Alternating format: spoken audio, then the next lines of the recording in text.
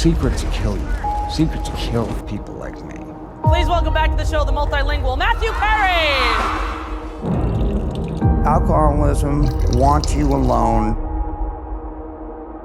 It wants you sick. And then it wants to kill you. Early in his career, Matthew Perry jumped from project to project, nothing really landing. I don't have time to stroll down memory lane. There was this girl there. A girl? I learned my lesson. This may come as a surprise to you, Mom, but jail sucks. They're teasing you that girls are going to fall in love with you, but you understand what happens if this series is a success. Yeah, I know. It's a price I have to pay, I guess. Yeah.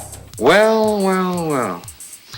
Obviously, I have your ear. Matthew wanted to star in a hit show, and in 1994, he finally did. I just feel like someone reached down my throat, grabbed my small intestine, pulled it out of my mouth, and tied it around my neck. Cookie?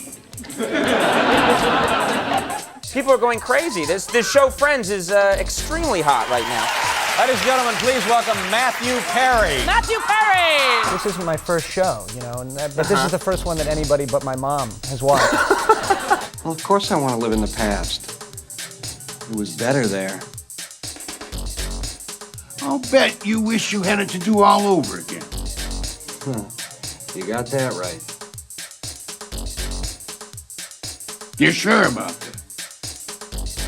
Oh, yeah. Money. Fame. Could life be any better?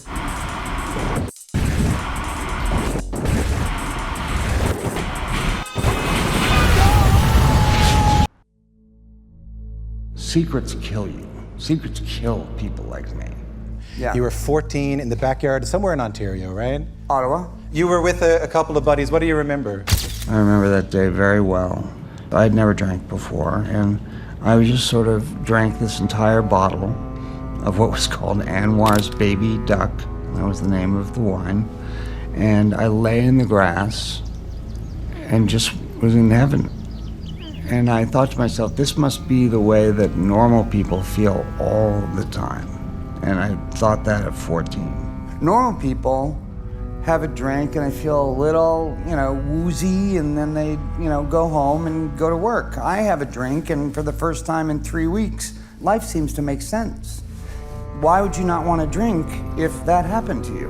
By the time I was 18, I was drinking every day.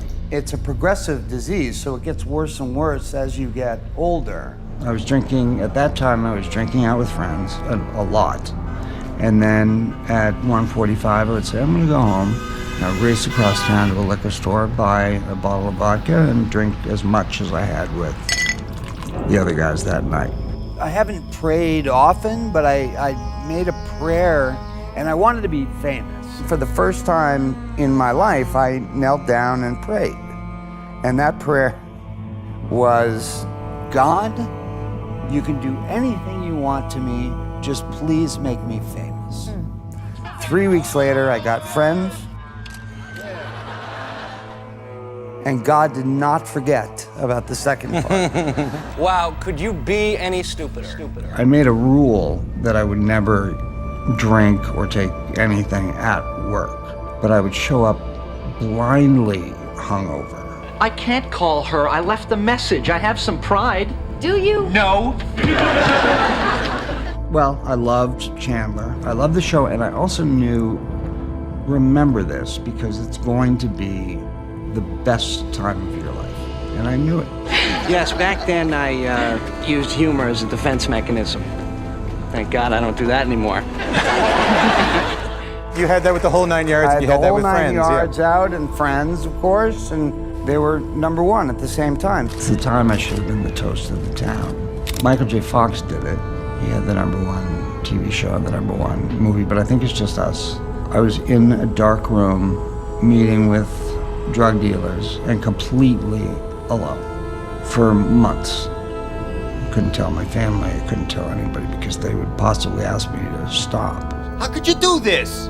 Joey, if you want to punch me, go ahead. I deserve it. But I just want you to know that I would never soberly hurt you or your family. Jennifer one day came up and said, we know you're drinking and you've got to get help to stop. And I said, how? I thought I was hiding it so well. And she said, we can smell it, we can smell it. But I wasn't in a position to stop.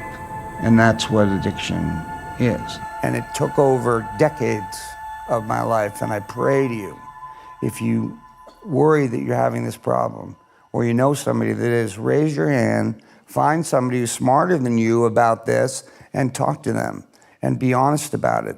Because the secrets are what kill us. Matthew went through a life crisis and really inspired a whole lot of people, actually, when you revealed your addiction and you got a lot of help. I thought that was really amazing that you had the courage to do that. Thank you.